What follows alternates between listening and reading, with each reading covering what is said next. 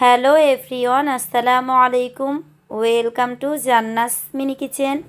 আজকের পর্বে আমি আপনাদের রান্না করে দেখাবো লাইলন টিকা মাছ ভুনা। অনেকেরই ধারণা আছে যে এই মাছটা দেখতে যতটা সুন্দরই হোক না কেন খেতে তেমন ভালো লাগে না। আজকে তাদের জন্যই এই রেসিপিটা শেয়ার করছি। চলুন তাহলে রেসিপি শুরু করা যাক। লাইলন টিকা মাছ ভুনা করার জন্য প্রথমেই আমি মাছটাকে খুব ভালো করে কেটে ধুয়ে পরিষ্কার করে নিয়েছি। যাই হোক, এখানে আমি মাথা আর মাছসহ 11 পিস মাছ নিয়েছি। এবার আমি এই মাছগুলোকে ভাজার জন্য হলুদ মরিচ মাখিয়ে নিব। এর জন্য আমি এখানে হলুদ আর মরিচ গুঁড়ো দিয়ে দিচ্ছি 1 চা চামচ করে, আর লবণ দিয়ে দিচ্ছি 1/2 চা চামচ বা পরিমাণ মতো।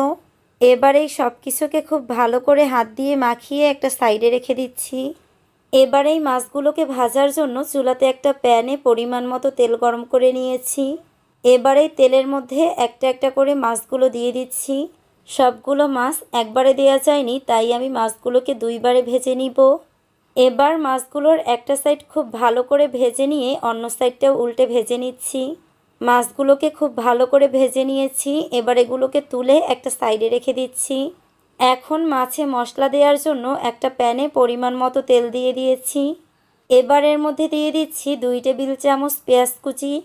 এর সাথে দিয়ে দিচ্ছি 2 টেবিল চামচ পেঁয়াজ বাটা, 1 টেবিল চামচ আদা বাটা আর 2 টেবিল চামচ রসুন বাটা।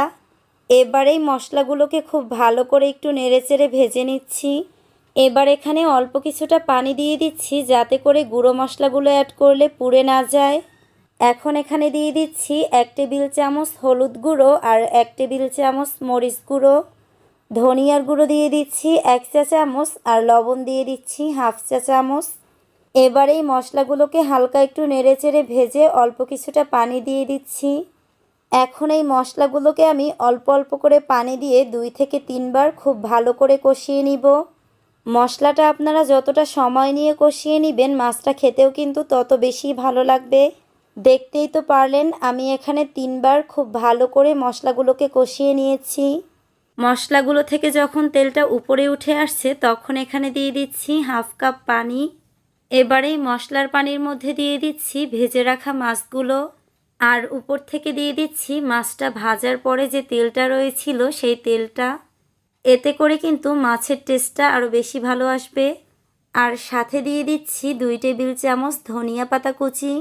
এবার একটা ঢাকনা দিয়ে ঢেকে এভাবেই মাছটাকে রান্না করে নিব 5 মিনিটের জন্য। 5 মিনিট পর ঢাকনাটা তুলে উপর থেকে কিছুটা জিরা গুঁড়ি দিয়ে দিচ্ছি। এই তো রেডি হয়ে গেল আমার লাইলন টিকা মাছ ভুনা।